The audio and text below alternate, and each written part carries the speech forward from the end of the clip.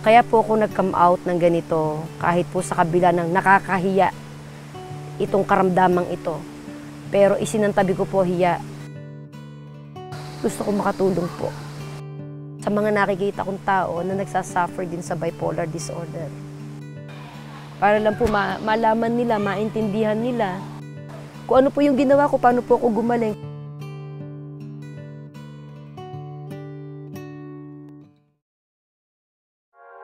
Sa kanyang kabataan ay payapa at normal ang takbo ng kanyang buhay. Kaya wala sa hinagap niya na pagdaraanan niya ang isang napakamasalimuot na karanasan. Pumasok po ako sa buhay may asawa nung ako ay 18 taong gulang pa lamang. Nagpunta po ako ng Dubai. I was 20 years old. Nagtrabaho po ako as sales lady sa Hallmark. Nag-aaral po ako doon, secretarial, computer secretarial. Kasi po sa Dubai, uso po yung papasok ka ng yung Open University. Kailangan, para gumanda sweldo mo, kailangan marunong ka ng driving, English. Natanggap na po ako sa magandang trabaho. Yun nga po yung developer ng Dubai, Wade Adams Contracting Company. Nung simula po, junior secretary lang po ako. Hanggang sa tumagal, after 2 years po, naging executive secretary ako, hanggang pinagtiwalaan na po ako nung may-ari. Dumating ang mga pagkakataon na naging malaking palaisipan kay kapatid na Annalisa Galasi ang kakaibang kondisyon ng kanyang damdamin. Ito'y ang sukdulan o extreme na pagbabago-bago ng kanyang emosyon. Sobrang saya po. Saya na mahalakhak, humahagalpak. Sobrang saya na hindi mo rin alam bakit naman ganito kakasaya. Hindi rin normal. Extremes. Pero sasabihin mo sa akin ng utak kong negatibo, o sige, magpakasaya ka at mamaya malungkot ka na naman. Dahil sa kawalan ng kamalayan o awareness tungkol sa kanyang kondisyon, naging magulo ang pagdadala ng kanyang buhay, maging ang kalagayan ng kanyang sambahayan. Nagpatuloy ang kanyang mga tagumpay sa hanap buhay. Marami ang kanyang naipundar at nakarating pa sa iba't ibang bansa sa mundo.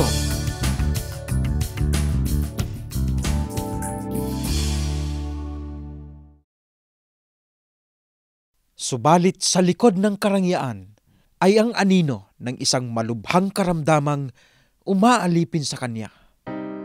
Makalipas po ang 17 taon na pagtatrabaho ko po sa Dubai, ang pag-e-enjoy ko po ng magandang karir dahil sobrang boom na boom ang karir ko noon, bigla pong dumating ang napakatinding pagsubok sa buhay ko. Yun po ay nagkaroon po ako ng sakit. 2006 po, numa-diagnose po ako ng bipolar disorder. Ang bipolar disorder po ay isa pong kondisyon kung saan ang isang tao po ay nagkakaroon po ng mabilis na shifting ng moods. Actually, nakagroup po siya dun sa tinatawag na mood disorder. A long time ago, ang tawag po sa kanya, manic depressive problem or disorder. Kasi nga po, manic or mania, minsan yung pasyente or yung tao po nakakaramdam ng sobrang elated, sobrang happy, sobrang productive. At a certain period in time, dadating naman po na parang depressed po siya. Hello and welcome to The Answered Patient. I'm Jane Hansen. Bipolar disorder is a complex and sometimes devastating mental illness. It's characterized by extreme mood swings, which is why the disease was once known as manic depression. Bipolar disorder affects men and women of every race, age, and economic class. And while no one knows the exact cause of the illness, researchers have identified several contributing factors. Studies show that bipolar disorder, like other depressive illnesses, can result from abnormally functioning neurotransmitters, which are chemical messengers that help regulate mood. Hindi po ako makapaniwala na may bipolar ako. Kasi po, intindi ko po noon, nung sinabi ng doktor na may bipolar ako, nipaliwanag po sa akin, parang sa intindi ko po ay parang crazy. Sabi ko, hindi naman ako crazy kasi alam ko pa yung ginagawa ko. Naintindihan ko pa yung ginagawa ko. Yun nga lang, dangan nga lang, napakaraming kaguluhan sa isip ko at hindi po ako makapagdesisyon ng tama. Hindi ko po matanggap nung una. Pero natanggap ko rin ho kasi may mga nagsabi po sa akin, lalo na po yung amo ko, sabi ng amo ko, yun daw pong acceptance ay napakahalaga. Kung hindi mo i-accept na sakit mo yan, lalo kang hindi gagaling. Mania is typified by sudden euphoria or rage, hyperactivity, inflated self-esteem, racing thoughts, decreased need for sleep, and preoccupation with irrelevant matters. The depression side of bipolar disorder mirrors the symptoms of major depression: persistent sadness and fatigue, loss of interest in activities, changes in sleeping and eating patterns, difficulty concentrating, feelings of hopelessness and worthlessness, and thoughts of death or suicide. Of the various bipolar types, the most severe is bipolar I disorder. Dinanas ni kapatid na Ana ang pinakamahirap na yugto ng kanyang karamdaman. Isang mapait na bangungot ang maging bilanggo ng magkabilang dulo ng mga sukdulang emosyon. Hindi po ako makatulog sa gabi. Hindi po talaga ako totally nakatulog 2 taon. May konting idlip po, konting-konti lang po siguro po sa isang araw, siguro mga 5 minutes, iidlip ako. Yung utak ko nagsasabing kailangan ko na matulog. Yung mata ko po mahapdi na. Pero talaga hindi po ako makatulog kasi po yung utak ko wala hong tigil 24/7 na kung ano-anong laman. Tapos po ay lagi na lang pong pagod ang katawan, pagod na isip dahil laging punong-puno ng iniisip na hindi mo naman maintindihan dahil samut-sari yung laman ng kaisipan namin. Napakagulo po. May panahon po ng buhay ko na hindi ako kumakain. Naging anorexic po ako, kaya sobrang payat. Ang pagkain po'y walang lasa kahit anong klase ng pagkain, wala po siyang lasa. Yung sobrang takot na hindi mo alam kung ano yung kinatatakutan mo. Lagi kang in doubt na hindi mo alam, laging gagawin ko ba to, hindi ko gagawin. Hindi ko maibigay yung mga tamang decision sa mga ginagawa ko. During so-called manic episodes, people say they feel important and energized. You're not in control of yourself. Spending money that you don't have, putting yourself deep into debt. I had racing thoughts, delusions of grandeur. You're talking so fast, you're very tangential. People don't understand what you're talking about. I was very afraid at the beginning. I didn't know what was going on. I didn't know, I felt like I was losing it. I was spending money and doing everything I could do with money and anything else, drinking, smoking. Basically, I would say in the beginning, it's really scary because you don't know what's happening to you. You know who you want to be, but you're not who you want to be at the same time. I destroyed friendships, and then I was depressed afterwards when I realized what all I have done. Depressed to where I was having suicidal thoughts. If the episodes are severe, patients may even experience hallucinations and delusions. Marami po akong mga naririnig, bulong ng bulong sa akin. Andong nagpapanggap siya ang Diyos, nagpapanggap siya ang Panginoong Jesus. Tapos aanin niya ako, sasabihin niya sa akin, pakamatay ka na. Pag po ako nasa mga matataas na buildings like hotels, o kaya po offices, o kung saan man, sa Dubai o dito man sa Pilipinas, lagi po niya ako pinatatalon. Jump! Talon! Lagi hong ganon. Pag 3 o'clock na po kasi, dumadapo na po sa akin yung sobrang kalungkutan. Kalungkutan na hindi ko po alam kung saan po nanggagaling. Basta sumapit na 3:00. Anong ikinalulungkot po? Lungkot na, hindi ko po alam kung ano yung, may nagaan ho sa isip ko, may nagtitrigger po sa isip ko na maging malungkot ako, na ibinabalik po yung aking mga malulungkot na karanasan sa buhay. So kung paano ko po siya labanan, sasabihin ko po, hindi totoo yan, masaya childhood ko. Kung inaakala ng marami na ang bipolar disorder ay isang napakadalang na kaso ng karamdaman, nagkakamali sila. Sapagkat sa Estados Unidos pa lamang, humigit kumulang na 5 milyon at 700,000 ang nagtataglay ng bipolar disorder.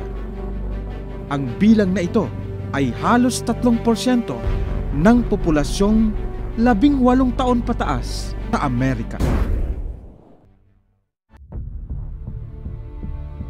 Dahil sa mahirap na kondisyon ng taong may bipolar disorder, marami ang hindi makaunawa sa tila masamang ugaling ipinakikita ng mga may ganitong karamdaman.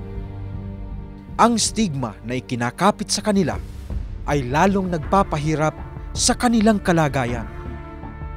Sa pagkakaibigan, kahit anong relasyon, failure sa akin dahil windang ang aking isip. Meron po nagsasabi na mahirap naman kausap yan, hindi na magulong kausap. Oo ngayon, bukas hindi. Kung ano po mga sinasabi nila.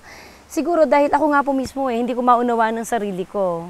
Napakarami pong rejections na narinig ko, natanggap ko, mga taong kinukutya po ako. Napakarami. Ang talagang totaling nag-stick lang sa akin, number 1 yung anak ko. Tapos po, mangilang-ngilang kamag-anak. Yung anak ko, siya yung laging naandyan. Kahit hindi niya ako maunawaan, sige pa rin siya, minamahal pa rin po niya ako. Sometimes po, kapag pumupunta po sa depressive na stage, pwede po silang magkaroon ng suicidal thoughts. Because sobrang lungkot nga po nila, feeling nila hopeless na po.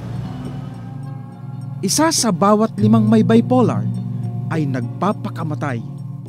Ito'y isang nakababahalang sitwasyon.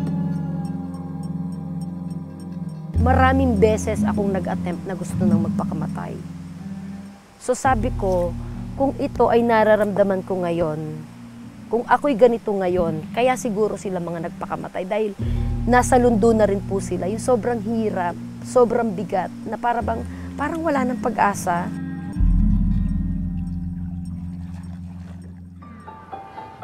Bipolar disorder is chronic, incurable, and can be life-threatening.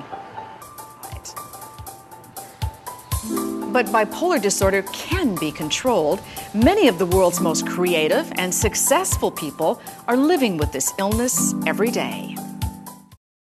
Marami naman po tayo mga gamot na magagamit po, and there's hope for them. Kasi maraming gamot, and through the support of the psychiatrist and the family, matulungan po ang pasyente na ma-maintain into a more stable mood po. When it comes to bipolar disorder, we know that the foundation for treatment isn't antidepressant, it's a mood stabilizer. So it's important to get this right. Lithium, the typical antipsychotic agents, and anticonvulsants, they are not addicting. Just because you have bipolar disorder, that doesn't mean you're not going to be productive or successful. Look at people like Abraham Lincoln, Isaac Newton, Winston Churchill. Lots of people have bipolar disorder, and many of them have been very, very successful. Sa pag-aaral ng mga eksperto, marami sa mga taong may bipolar disorder ay mga kilalang matagumpay sa kanilang propesyon at naging kapaki-pakinabang na mamamayan sa lipunang ginagalawan.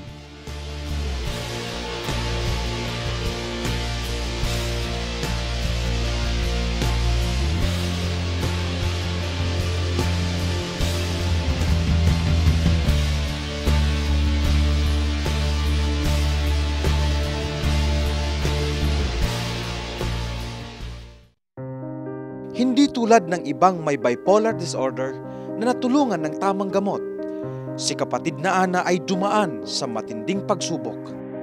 Napakarami ko pong rehabilitation center for bipolar disorder.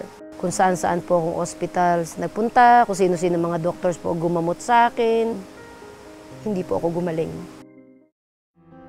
Na-diagnose po ako noong April 2006 sa Dubai.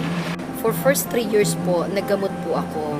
Pero naramdaman ko, pinakikiramdaman ko yung sarili ko na to no avail ang gamot. So after 3 years, nag-decide ako na hindi na lang ako magagamot. Hindi na po ako nag-mood stabilizer, hindi na po ako nagli-lithium. Wala na totally. Walang sleeping pills.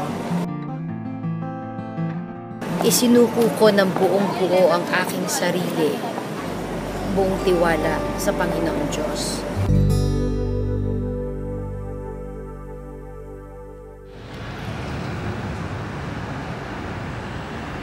Sa kanyang pakikipaglaban sa magkabilang dulo ng kanyang mga sukdulang emosyon, ay ginawa niyang sentro ng kanyang buhay ang Panginoong Diyos.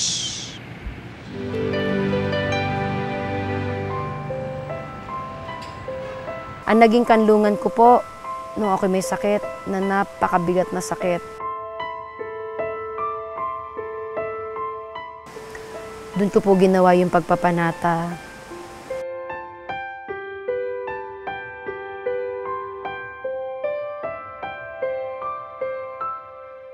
Noon pong kasagsagan ng kanyang karamdaman, ako po yung lagi niyang kasama dahil tumira po siya dito sa bahay namin. Every time po na nangangailangan siya ng tulong, ako po yung sinasabi niya, Gina, hindi ako uwi ngayon kasi may mga humahabol sa akin. Ganun po ang salita niya. Tulungan mo ako, punta tayo sa kapilya, mananalangin ako. Ganun.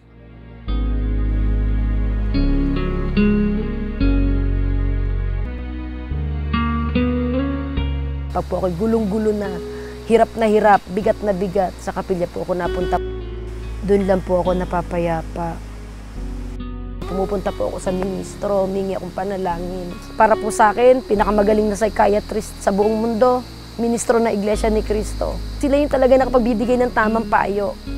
Biblical po kasi ginagamit nila sa akin. Babasahan po nila ako. Actually, nilalabanan po niya yan, yung sakit niya yan.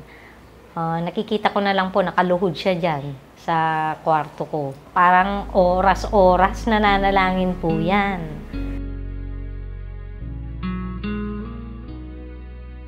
Unbelievable. Minuto, segundo ng buhay ko, nananalangin ako sa Ama.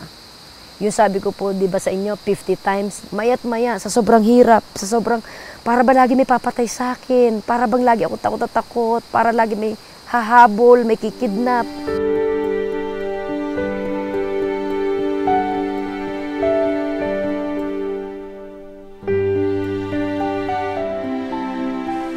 Sabi ko sa Ama, Ama, may pangako ka sa aming mga Iglesia ni Cristo. Sabi mo, pag may karamdaman kami, lumapit lang kami sa'yo, manalangin kami sa'yo, magpanata kami.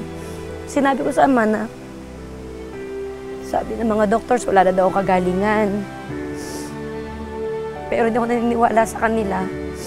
Ikaw pinakamakapangyarihan sa lahat, Ama. So yun po, mula po April 2006, hanggang ngayon po, papanata pa rin po ako. At ramdam ko po na unti-unti niya akong pinagagaling. Pinararaan tayo sa pagsubok para malaman kung tayo ay... Itinuturo ng banal na kasulatan na kapag may taglay na karamdaman ang mga lingkod ng Diyos, napakahalaga ng pagpapahid ng langis at pananalangin may pananampalataya. Tuwing umaga, bago kami magtrabaho, alas 7 ng umaga nagpapanata kami, tatawagin niya kami lahat, magpapapahid pa po siya ng langis, tapos pagdating ng gabi, bago kami matulog, nagpapanata rin po kami. Yung hinangaan ko po talaga sa kanya, sa kabila ng kanyang bipolar na sakit, mananampalataya po siya, kaya doon po siya gumaling. Nakita ko po kung paano siya manghawak sa magagawa ng Ama. Lalo pa po ako naging mananampalataya kasi nakita ko po sa kanila na dapat ko po silang tularan. Sa kasalukuyan po, kung scale 1 to 10, ang bipolar disorder ko po, ang nalampasan ko na po yung 7.5. Kung meron man po akong tinatackle pa na 2.5, hindi na po ako kayang igupunon kasi decoded ko na siya. Alam ko na pag po andyan yung kaguluhan, andyan ang kalungkutan, alam ko na hindi yun yung realidad. Diagnosed bipolar. Sinasama ko po siyang sa aking panalangin na Sana po'y patuloy na kaawaan ng ating Panginoong Diyos na patuloy pong pagilingin sa kanyang karamdaman para po makapagpatuloy pa po siyang nakapaglilingkod sa ating Panginoong Diyos.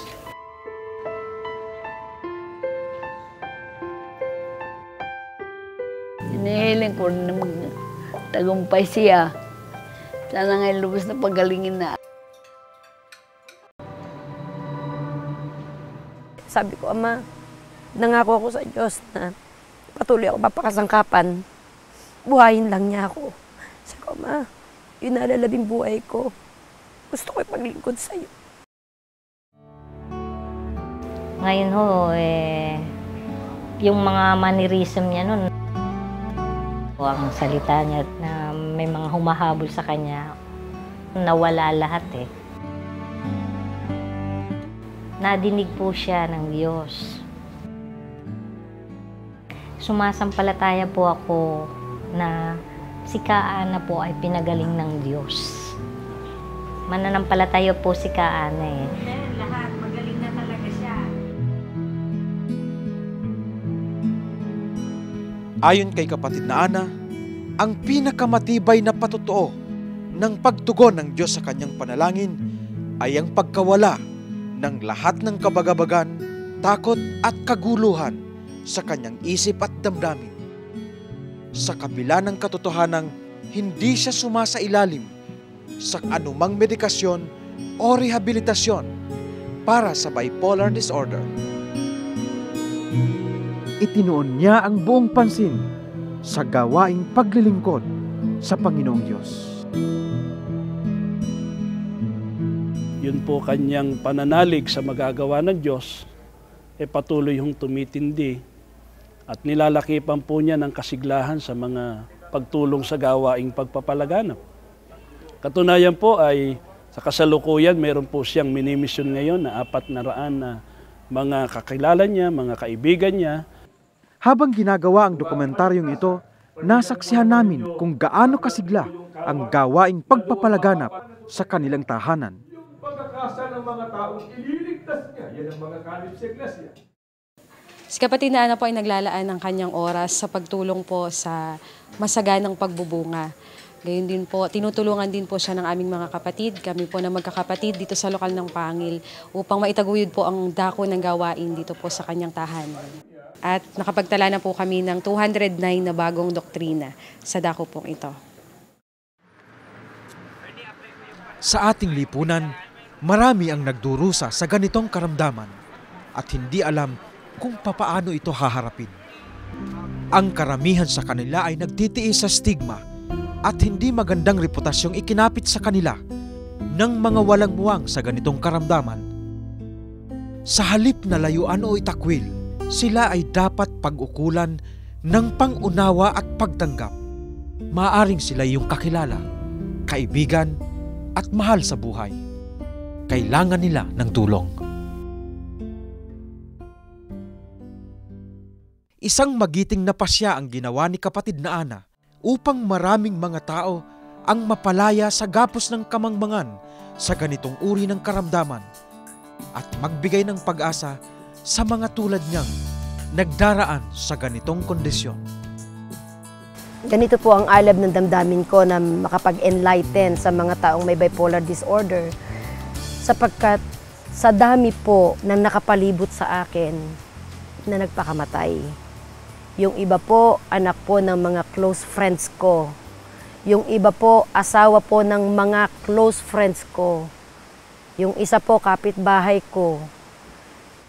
Yung isa po, paborito kong aktor.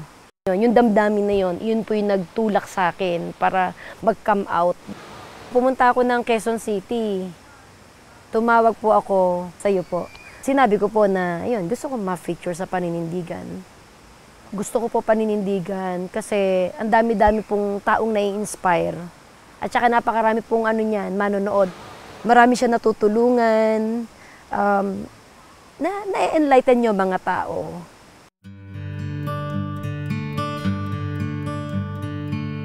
Sa lahat po ng nanonood ngayon na merong bipolar disorder, gusto ko pong iparating sa inyong lahat kung paano po ako pinagaling ng Ama sa tulong at awa niya, pwede rin po mangyari sa inyo to. Ang tingin ko po, para mawala ang tao sa bipolar disorder, pananampalataya, panalangin, panata, pagpapahid ng langis, pag-iwan po sa lahat ng kasalanan. Ang dami ko po iniwan, maluhong pamumuhay, iniwan ko po yun. Tapos po, niyakap po pong tuluyan ang aral na Iglesia ni Cristo. Ang sinasabi ng mga doctors, ng mga libro, na ang bipolar disorder ay walang kagalingan, yun po ay salita lamang ng tao. Ang salita po ng tao, madalas ay nagkakamali. Pero ang salita ng Diyos, kailanman ay hindi masisira. Ako po ay nanghawak sa pangako ng Panginoong Diyos na pagagalingin niya ang sino mang likod niyang matuwid.